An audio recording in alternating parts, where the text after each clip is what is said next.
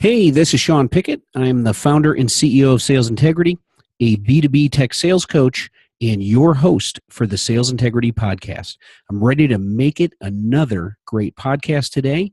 And with that, let's get today's episode rocking and rolling.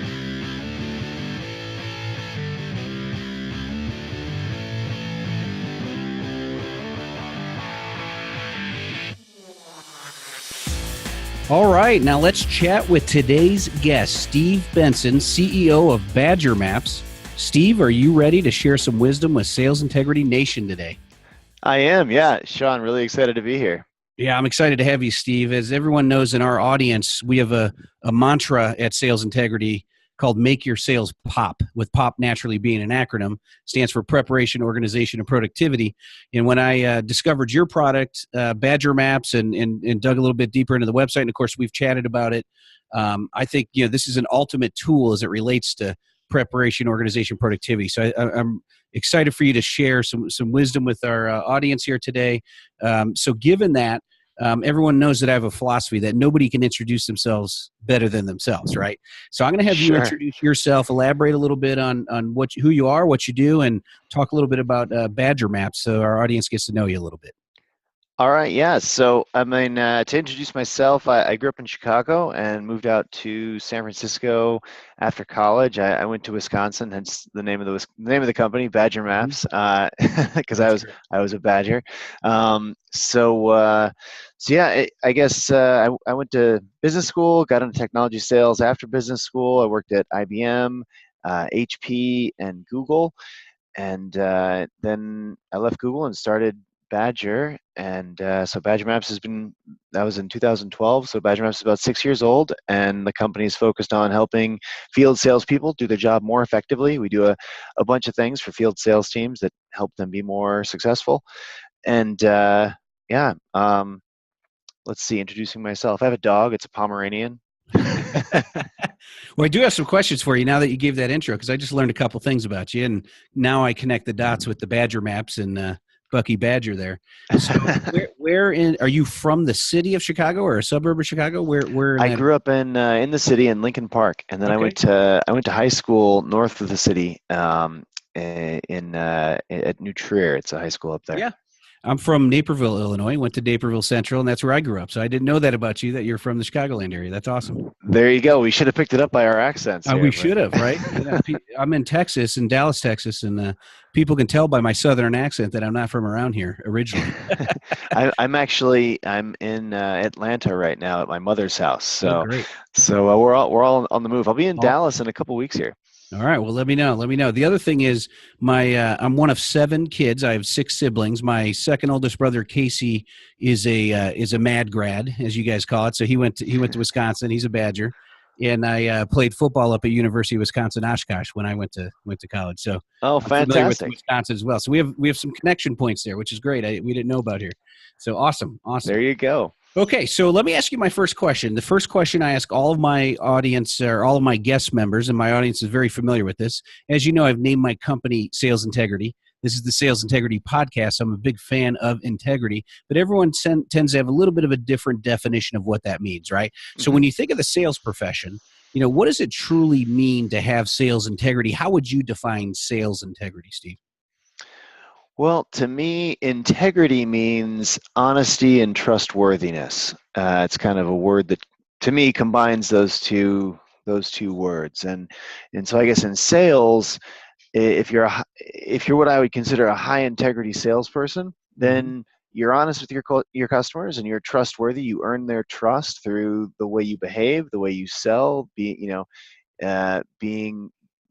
someone they can count on, and you seek to create value for your customer, which is far greater than what they're paying you to do whatever product or service you have, right? Mm-hmm. And if you communicate openly and honestly and kind of show what you have, and you're able to do the legwork to find the people that need the product or service that you're selling, I think that allows you to operate with integrity and be very forthright and honest with your customers and earn that trust.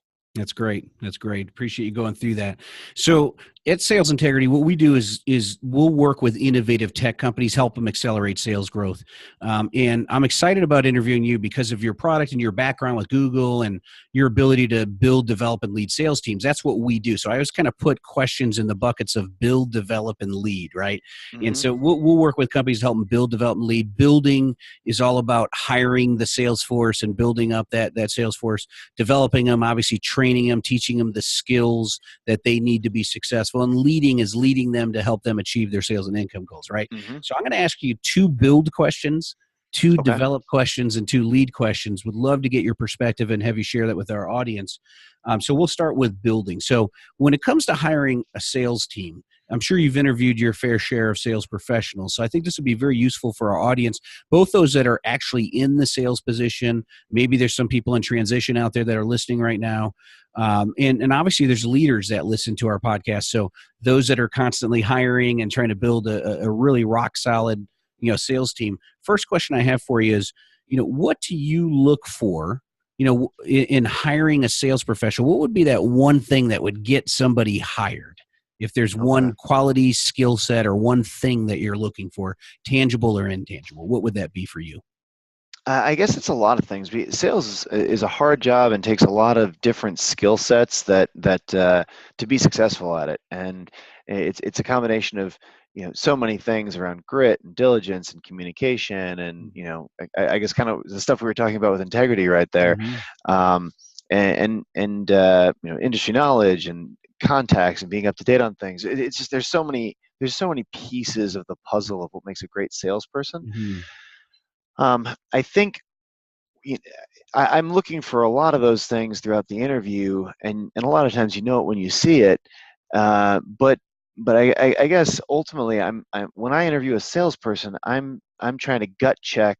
The thing that I gut check with at the end, is I look for someone to hire into a sales role that I would like to buy from. So I look for salespeople that I feel like when I interacted with them, I trusted them. They were articulate. They were organized. They were on the ball they were succinct. They were just for whatever reason, and all the things combined, personality, everything. I would just like to do business with this person, and Mm-hmm. um, that's that's a key gut check I use.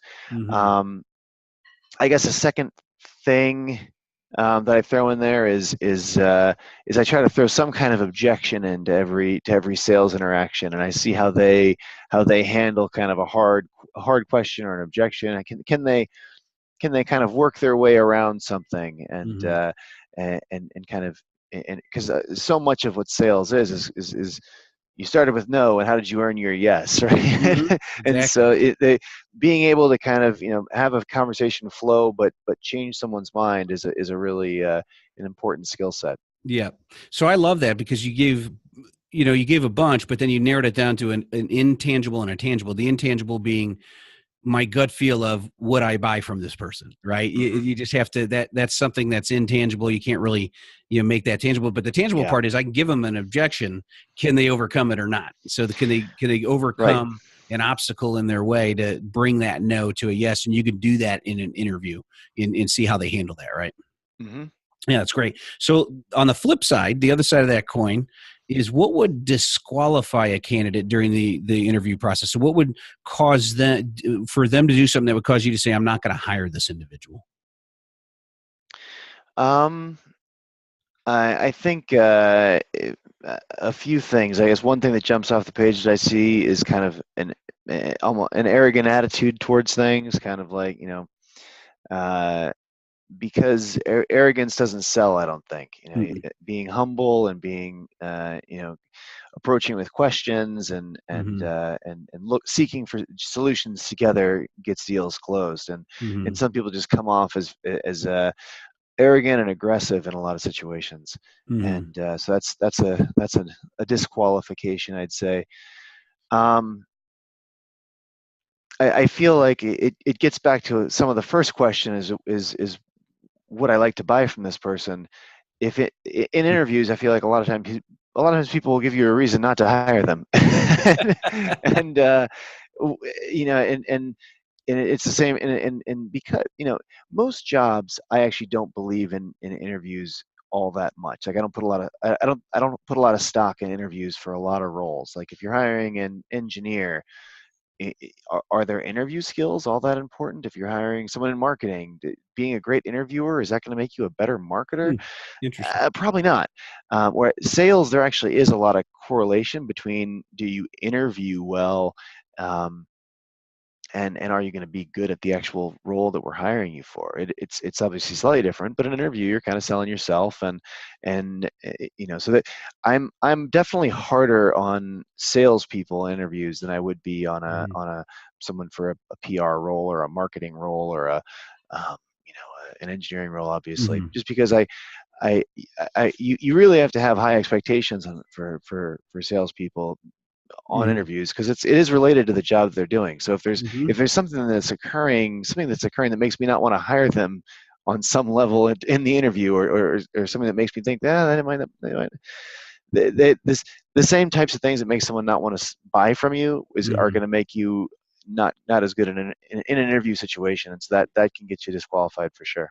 Yeah, that's absolutely interesting. Your viewpoints on, if you're technical, if you're in marketing, is your interviewing skills as important as your technical skills or marketing skills? But when it comes to sales, you are selling your absolute best product in the interview, which is yourself, right? And so if Exactly. you can't sell yourself, how are you going to sell my product, service, solution, right? And Right. and so yeah, I mean, for me, the short answers are, what would disqualify someone is being late. You got to move heaven and earth when you're going to sell your best product, and the importance that's placed on an interview for a salesperson, and somehow some way you didn't leave early enough, or are you making excuses because of traffic? Well, leave earlier, right? Hmm. Move heaven and earth to make sure you get there. Or don't accept the interview time if you don't think you're going to cut it close. Make sure you communicate that up front. Type of deal. So it's your behavior never lies, right? And if you're late for an interview and you don't take that important when you're selling your best product, then how are you going to take my company, my product, service, solutions, as important as yourself? I mean, that's something Hmm. that's really important. And then when it comes to qualification, demonstrating how you're going to produce results is important to me. So do they have a plan? Can they present that plan to me on how I'm going to go from zero to hero when it comes to ramping up and starting to achieve my numbers and being on the arrow pointing up type of deal? So Hmm. I love your answers with that, because they are their greatest product. And would you buy from them?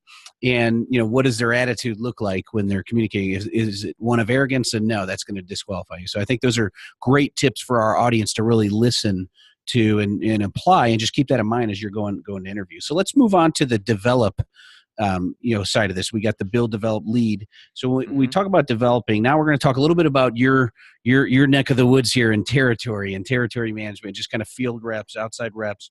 So how can sales reps better organize and manage their sales territory? So I guess the first thing, I mean, and this is what we help them do, obviously, at Badger. We help reps figure out, well, who in my sales territory do I really need to focus on in the next period of time, as I plan out my day, my week, my month.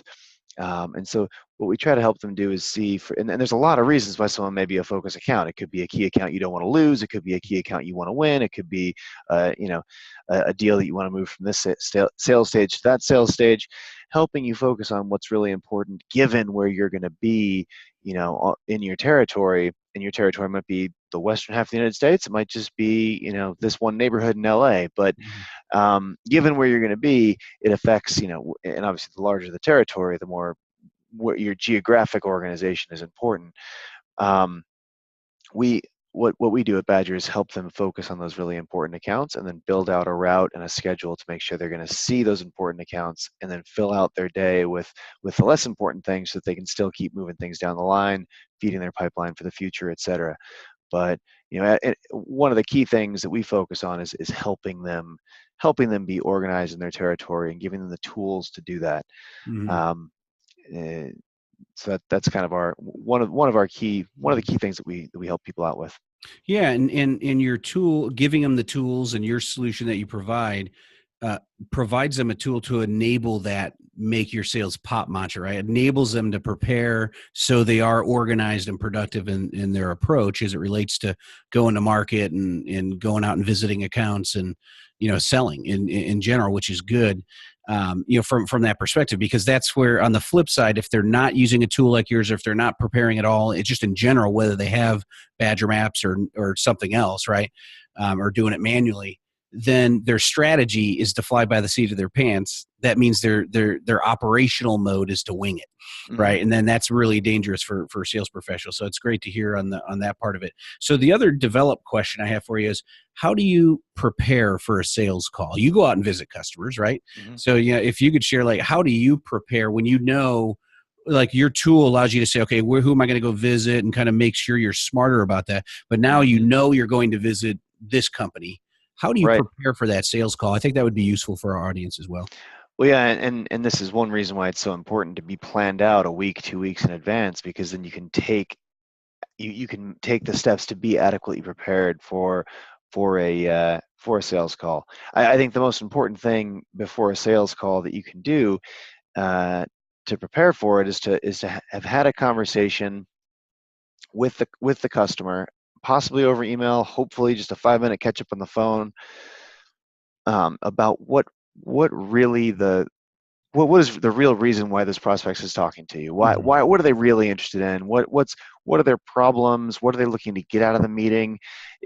Before I have a meeting with someone, I like to kind of have a level setting almost, and most people will totally respond to this. If you have a meeting set with them, if you can say, Mm-hmm. "Hey, can we jump on the phone for 5 minutes to make sure I'm bringing all the right things, and I know exactly what you want and what you're looking for out of this, so I can make sure I can use your time effectively." Almost everyone will do that, or they can give you a quick blurb over email or whatever. But um, like for a product like ours, for example, I don't want to go in and talk about we're in this tricky situation because we help this group of people, field salespeople, right?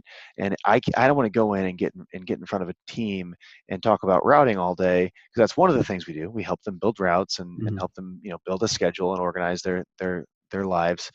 But if that's not their real pain point, and if actually what they were interested in was Badger's lead gen stuff, then I want to be leading with that. And if they're real, or what you know if their real pain points is on focusing on the right people, then I want to lead with what we do with that. And Mm-hmm. if their pain points are around seeing the information they have when they're in the field, right place, right time, and right now they don't have a good way to do that, then I want to, basically, bottom line, you want to understand, what does this person Mm-hmm. want? Why are they even talking to me?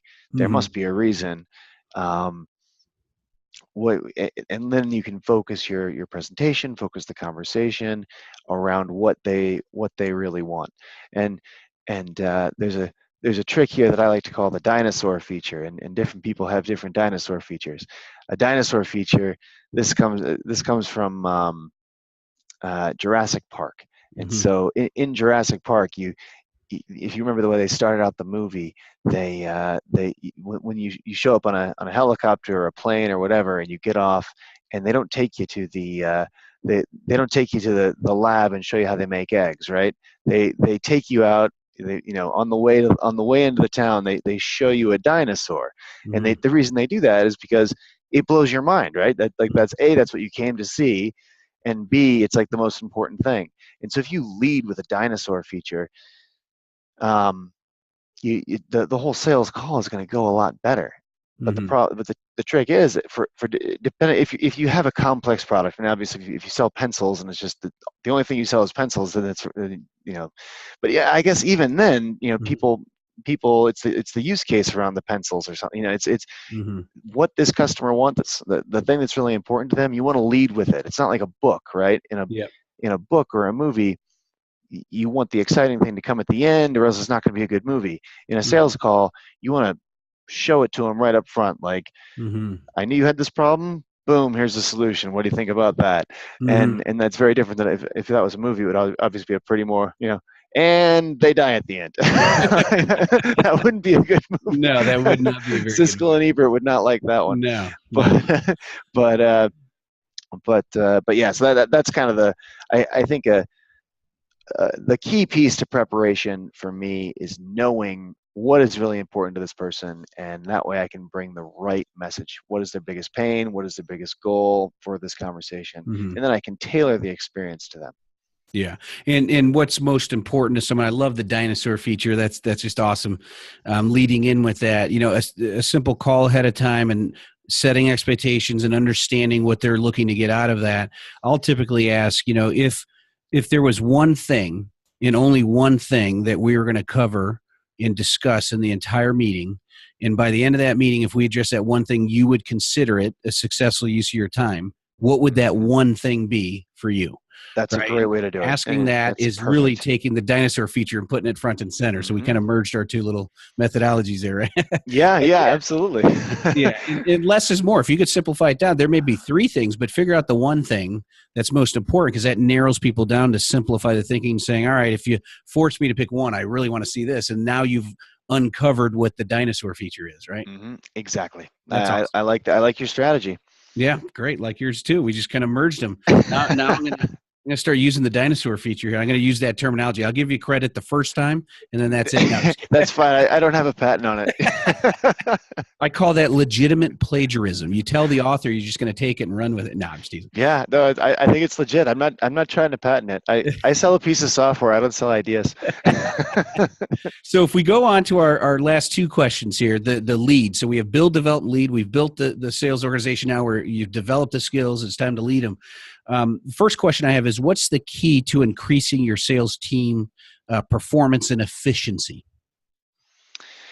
The key to, well, I guess it depends on the type of sales team. So Mhm. managing different types of sales teams is very different. I mean, obviously you manage an inside sales team different than an outside sales Mhm. team. I think it's easy to get wrapped up in the wrong metrics with something like inside sales. I've seen that. I've seen it. I've seen that happen a lot of times. People are very focused on the length of calls or the number of calls that a team's making. Um, I guess that's more on the outbound, like lead generation side. People tend to Mhm. wrap themselves around the axle on that one. When in reality, it's like, well, actually, I mean, measure. I think it's important to measure the thing that you want. So for a lead gen team, if you're managing it, what you want is highly qualified leads. So you want Mhm. to make sure the leads are qualified and accepted by the AEs, and then you want to make sure, and you want to basically count how many they're getting. Um, that's the I think if you wrap yourself around, I always remember one company that I worked at that will remain nameless. They had a big inside sales team, and and they were required to make like 80 calls a day or something. I forget what the number was, but it was some number of calls that none of them could generate that many that many Mhm. leads to call and then actually call that number of people in a day.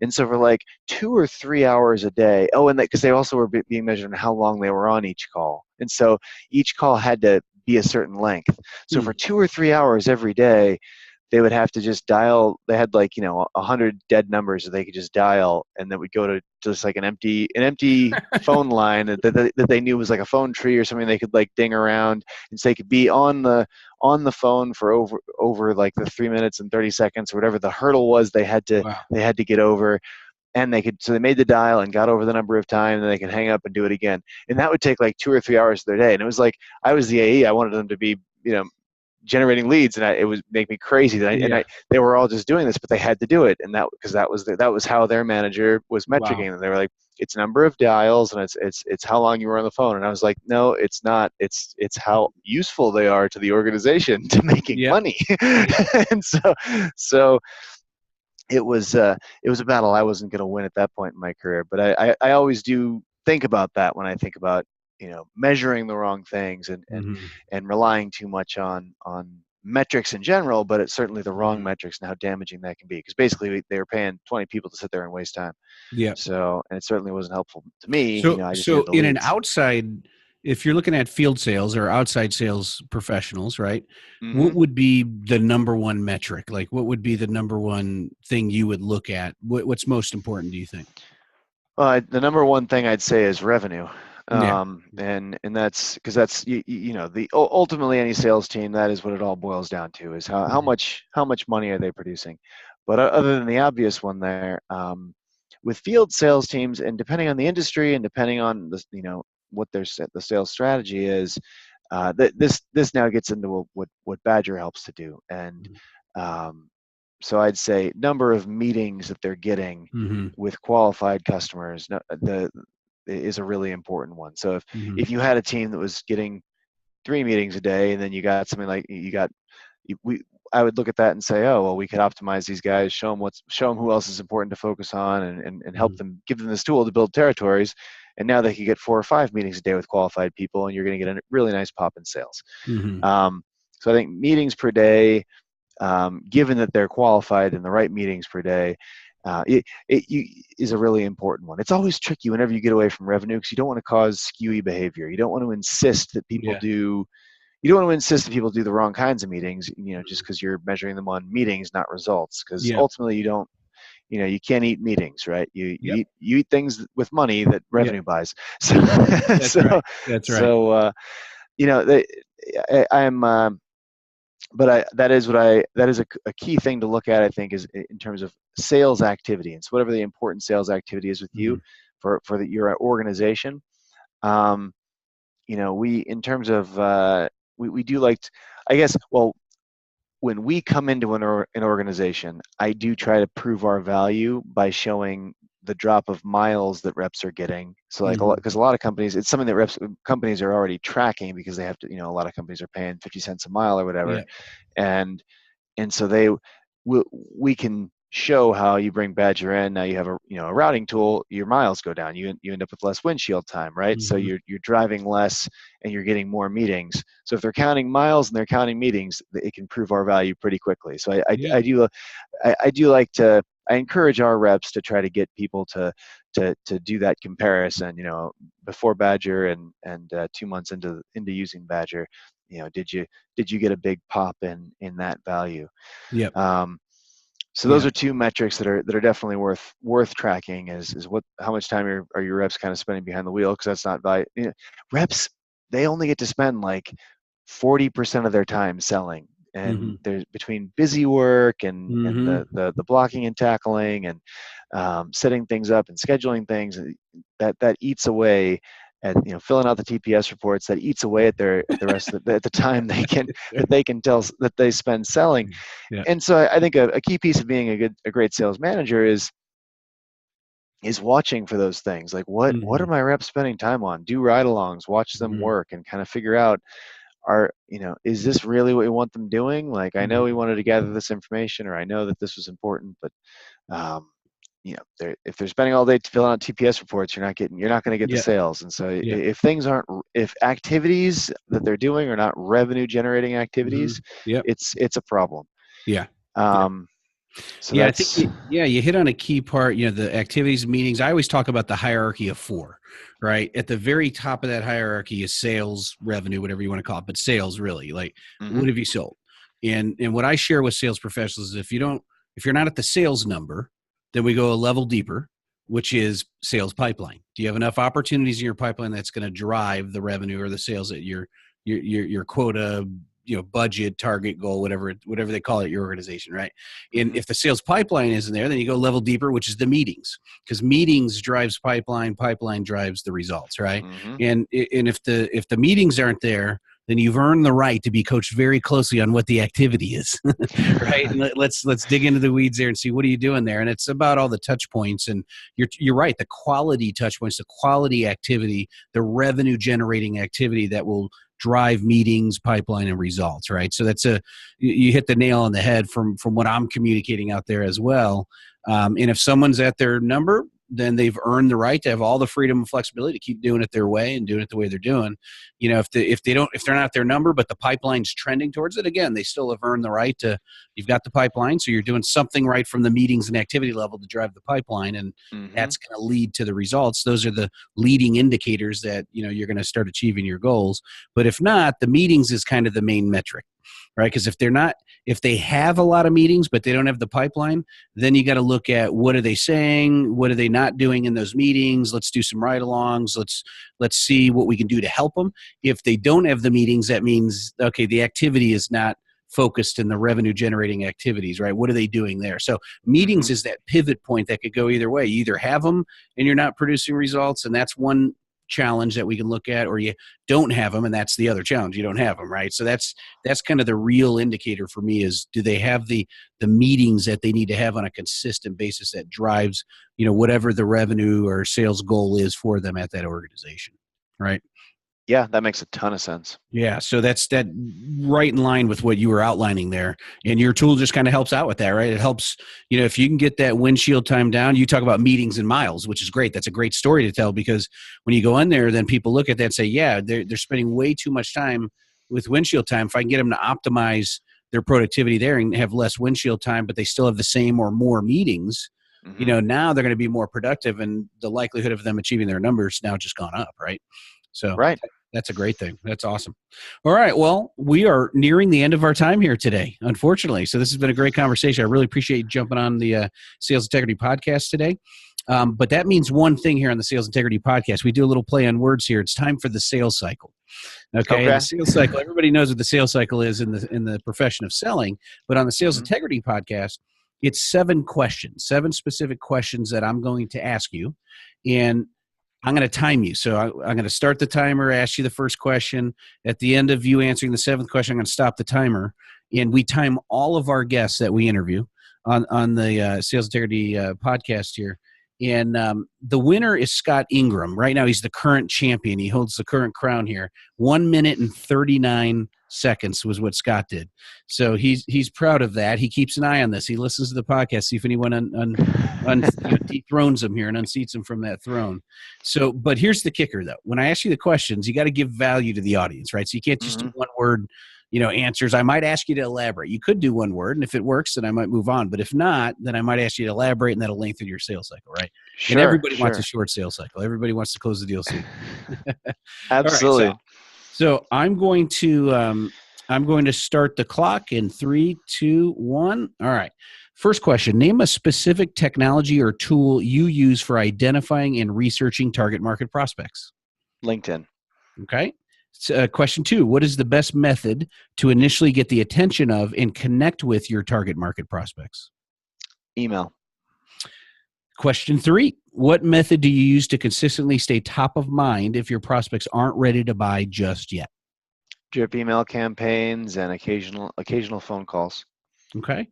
Question 4: what sales process methodology do you use to manage opportunities through the sales cycle? I guess so. We use our CRM, which is Close.io, and we focus on kind of watching, keeping an eye on which deals are at which stage and why, and making sure they're moving along right. Okay, and that has a methodology in there, like for the stages of the sales cycle. Yeah, basically we keep an eye on whether basically we're looking at leads, and are they are they qualified, and then are they where are they in terms of a demo and trying out the product, and then actually making sure that all the legals and all those types of things are underway. Okay. Question 5: how do you define the concept of closing a sale? Well, I guess how do I define the close? I mean, the close is when it's not closed until the money hits the bank account. Well, I guess it's closed when the signature hits the paper. So I guess the process of closing is making sure all the blocking and tackling has been done. They've obviously bought in to the value and they want the product, but then closing the sales often, around making sure all the ducks are in a row with the lawyers and the procurement department and all these different groups. Okay. Question 6: how do you know when it's time to close the sale for any given opportunity?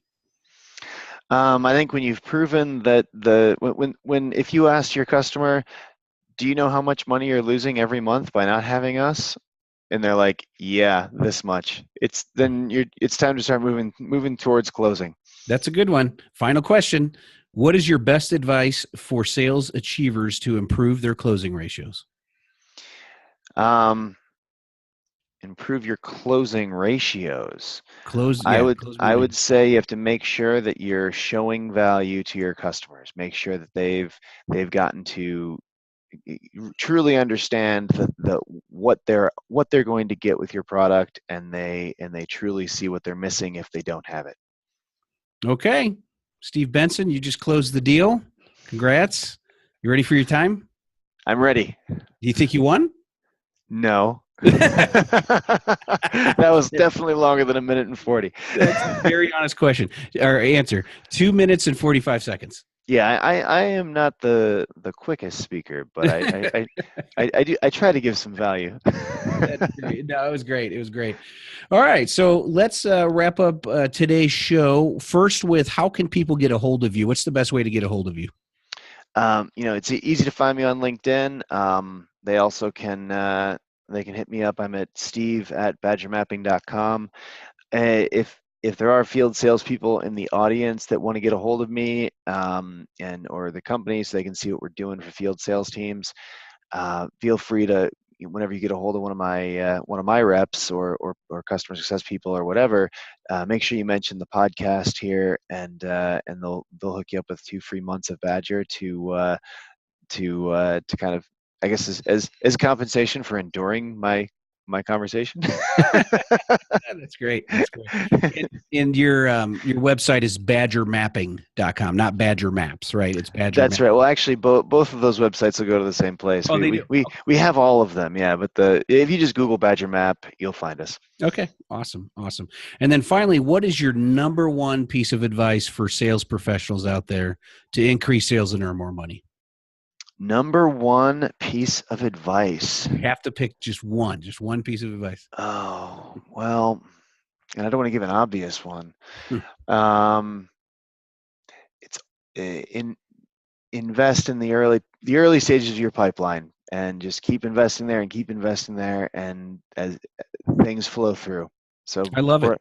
Broaden the net. Broaden the net, the early stage of the pipeline. I always talk about, we talk about prospecting on purpose here, but you should always keep your foot all the way down on the gas pedal of prospecting, right? Yeah.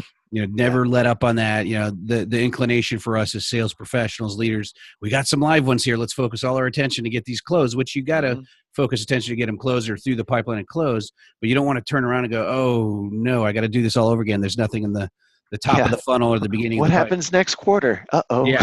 Uh-oh. Yeah. I was just looking myopically at today. Right. So that's great advice. So thanks for your time, Steve. I really, really appreciate it. It was fun conversation here. And I know our audience get a lot of value out of this. And thanks to all the sales achievers out there who took the time to listen to today's interview. I hope you learned at least that one thing for you that'll move the needle. Just go out there and apply it and help you increase sales and earn more money. And in the meantime, let's wrap up today's episode with a few quick reminders. No matter where you listen to the Sales Integrity Podcast, please subscribe to it. Just subscribe to the show so you get them automatically on a weekly basis. The more subscribers we have, the more we're found out there by other potential subscribers, so that greatly helps the show. We are now on Stitcher Radio, so in addition to Stitcher, we're on iTunes, Stitcher, and SoundCloud. And no matter where you subscribe or listen to us, please provide a 5-star rating and a quick 1 to 2 sentence review. That also helps others find the podcast. So help us grow the show. That would be great.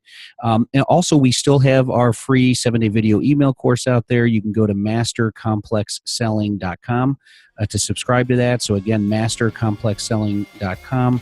It's a free 7-day video email course titled 7 Steps to Master the Game of Complex Technical Selling. So that'll do it for today. Go out there in the sales world today. Help your customers buy what they want, what they need, and what benefits them. And most importantly, go out there and make it a great day.